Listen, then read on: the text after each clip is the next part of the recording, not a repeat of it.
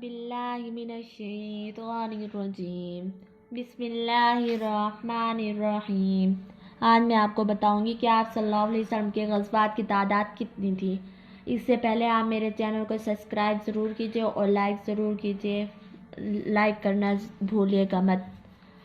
اب ہے کہ آپ صلی اللہ علیہ وسلم کے غزوات کی تعداد کتنی تھی۔ آپ صلی اللہ علیہ حضرت زید بن ارقم سے غزوات کی تعداد کے سلسلے میں دریافت کیا گیا تو غزوات کی تعداد میں اصحاب سیر کے مختلف اقوال ہیں۔ ابن سعد رحمۃ اللہ علیہ کے نزدیک غزوات کی تعداد 27 ہے۔ عبدالرزاق نے بیان کیا کہ غزوات کی تعداد 24 نقل کی ہیں۔ حضرت جابر بن عبداللہ رضی اللہ تعالیٰ عنہ سے 21 غزوات منقول ہیں۔ حضرت بریدہ رضی اللہ تعالیٰ عنہ سے ایک روایت میں 16 کی تعداد مروی ہے۔ نمبر 5، بخاری کے مذکورہ حدیث میں حضرت زید بن ارقم نے 19 کا عدد بتایا ہے۔ محمد بن جریر طبری نے اپنی تاریخ میں غزوات کی تعداد 26 بتائی ہے۔ مشہور اور صحیح بات یہی ہے کہ آپ صلی اللہ علیہ وسلم کے غزوات کی تعداد 27 ہے۔ ان 27 غزوات میں سے حضور صلی اللہ علیہ وسلم نے 9 غزوات میں قتال کیا: بدر، احد، خندق، قریظہ، مستلق، خیبر، فتح مکہ، حنین اور طائف۔ اب ہے کہ سرایہ کی تعداد کتنی ہے، تو غزوات کی تعداد میں اختلاف کی طرح سرایہ کی تعداد میں بھی اختلاف ہے۔ پہلا قول یہ ہے کہ اصحاب سیر میں سے ان کے نزدیک سرایہ کی تعداد 38 ہے۔ نمبر 2، ابن سعد نے سرایہ کی تعداد 47 ذکر کی ہے۔ نمبر 3، واقدی کے نزدیک 48 ہے۔ نمبر 4، ابن جوزی کے نزدیک سرایہ کی تعداد 56 ہے۔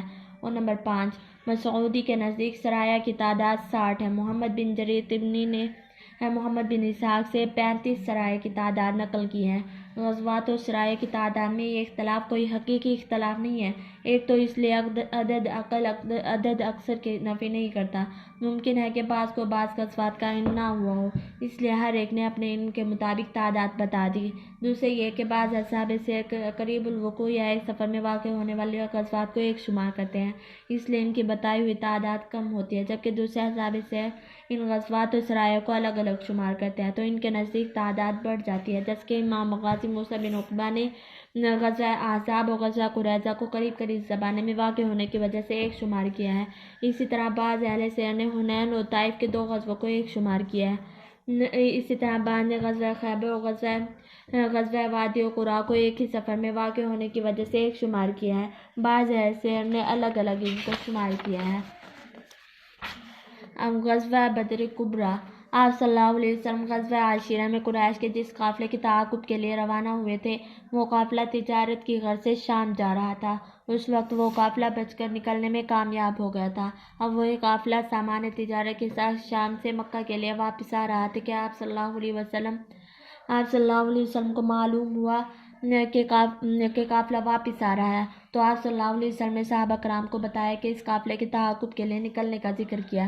مسند ابن عباس کی روایت کے مطابق 313 اور معجم طبرانی میں 314 اور بیہقی کی روایت میں 315 صحابہ کرام رضوان اللہ علیہم اجمعین کے ساتھ آپ صلی اللہ علیہ وسلم قریش کے قافلے کے تعاقب کے لیے روانہ ہوئے۔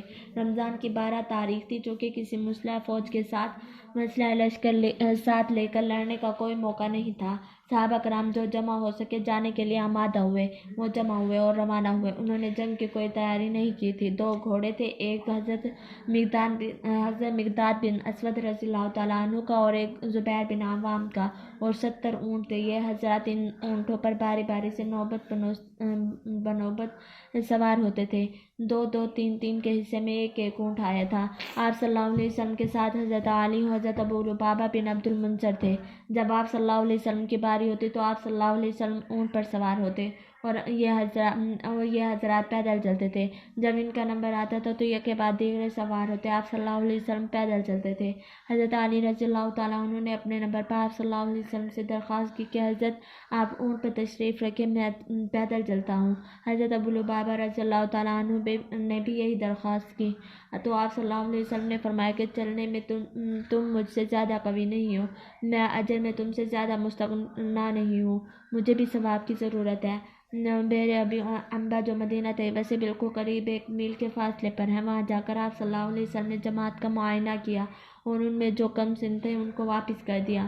وہاں سے روانہ ہوئے مقام روحا پر پہنچے۔ وہاں آپ صلی اللہ علیہ وسلم نے حضرت لبابہ بن عبد المنذر کو مدینہ کے حاکم کی حیثیت سے اپنا قائم مقام بنا کر مدینہ روانہ کر دیا۔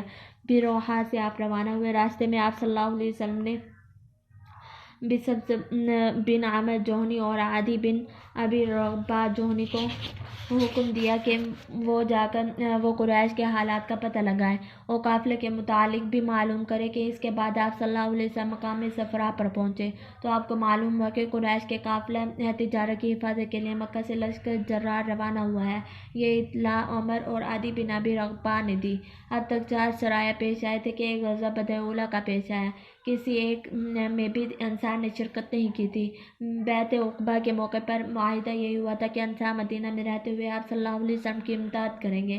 مدینہ سے باہر نکل کر دشمن پر حملہ کرنے کے لیے انصار سے کوئی معاہدہ نہیں ہوا تھا، تو اب یہاں آپ صلی اللہ علیہ وسلم تجارتی قافلہ کے تعاقب کے لیے روانہ ہوئے تھے اور اندیشہ یہ پیدا ہو گیا کہ کہیں لشکر کے ساتھ آمنا سامنا نہ ہو جائے اور جنگ و قتال کی نوبت نہ آ جائے۔ اس لیے آپ صلی اللہ علیہ وسلم نے صحابہ سے فرمایا کہ اشیروا علیہ ایھا الناس، کہ لوگوں مجھ کو مشورہ دو کہ آپ صلی اللہ علیہ وسلم کے اس ارشاد پر حضرت ابوبکر صدیق کھڑے ہوئے۔ انہوں نے نہایت ہی مناسب انداز میں وفاداری کی اور اپنے تعاون کا یقین دلایا۔ آپ صلی اللہ علیہ وسلم نے پھر فرمایا کہ اشیروا علیہ ایھا الناس، تو حضرت عمر رضی اللہ تعالیٰ عنہ کھڑے ہوئے۔ انہوں نے بھی نہایت بہتر عنوان سے اپنی وفاداری اور جماعت کی وفاداری کا ذکر کیا، حضرت مقداد بن اسود کی تقریر۔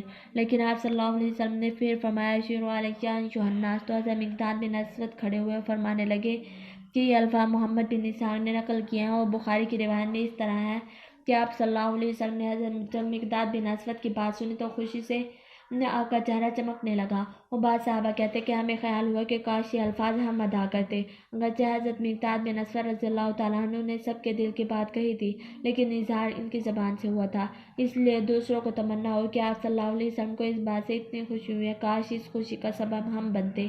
حضرت سعد بن معاذ رضی اللہ تعالیٰ عنہ کی جانثارانہ تقریر۔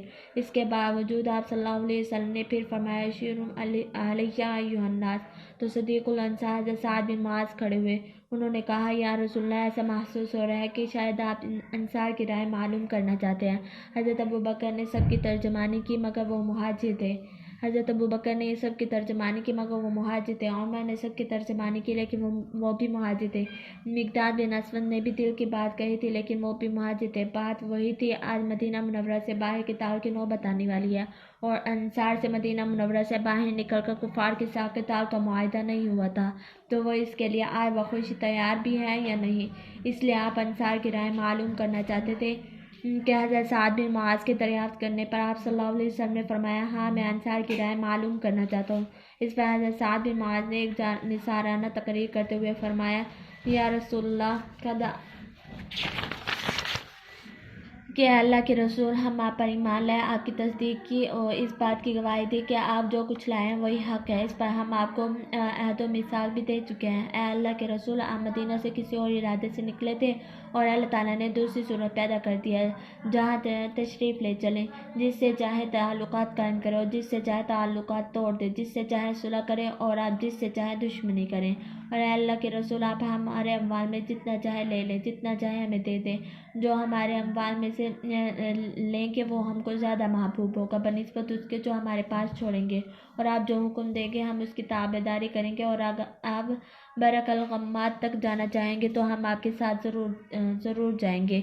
ہم اس اللہ کی قسم کھا کر کہتے ہیں کہ جس نے آپ کو یہ دین حق عطا فرمایا، اگر آپ ہم کو سمندر میں کود پڑنے کا بھی حکم دیں گے تو ہم سمندر میں کود پڑیں گے اور ہم میں سے کوئی پیچھے نہیں رہے گا۔ دشمنوں سے مقابلہ کرنا ہم پر بار نہیں، ہم جنگ میں دشمن سے لڑتے وقت ثابت قدم رہتے ہیں۔ اے اللہ کے رسول، امید ہے کہ اللہ تعالیٰ ہم سے وہ عمل آپ کو دکھلائیں گے جس سے آپ کی آنکھیں ٹھنڈی ہوں گی، بس اللہ کے بھروسے پر چلیے۔ جب حضرت سعد بن معاذ نے انصار کی اس طرح بلیغ اور مؤثر انداز میں ترجمانی کی تو آپ صلی اللہ علیہ وسلم مسرور ہوئے اور فرمایا کہ اللہ تبارک و تعالیٰ نے مجھ سے وعدہ فرمایا کہ قافلہ تجارت اور قافلہ ابو جہل میں سے کسی ایک پر ہمیں فتح عطا فرمائیں گے، کیونکہ زمانہ فقر اور قلت مارکہ تھا، اس لیے خواہش تو یہی تھی کہ تجارتی قافلہ کے ساتھ مٹ بھیڑ ہو جائے، لیکن اللہ تعالیٰ کا ارادہ کچھ اور تھا۔ وآخر دعوانا ان الحمد للہ رب العالمین۔ ہمارے چینل کو سبسکرائب ضرور کیجیے اور آپ سے گزارش ہے کہ آپ ہمارے چینل کو لائک بھی ضرور کیجیے. وہاں